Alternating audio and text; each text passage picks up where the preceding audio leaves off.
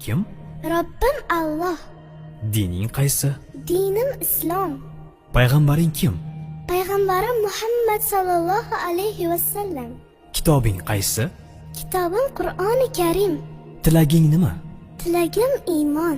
Qiblang qaysi? Qiblam Kabatulloh. Millating qaysi? Ibrohim Halilulloh millatidanman. Kimning mazhabidansan? Imom Azam Abu Hanifa mazhabi.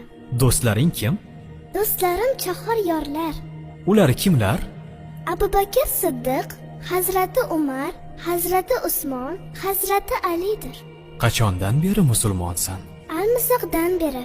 Al-Misoq nima? Alloh taolo ruhimizni yaratib, ulardan va'da olgan kun. E'tiqoding qaysi? Ahli sunna val jamoa e'tiqodi. Kimni yaxshi ko'rasan?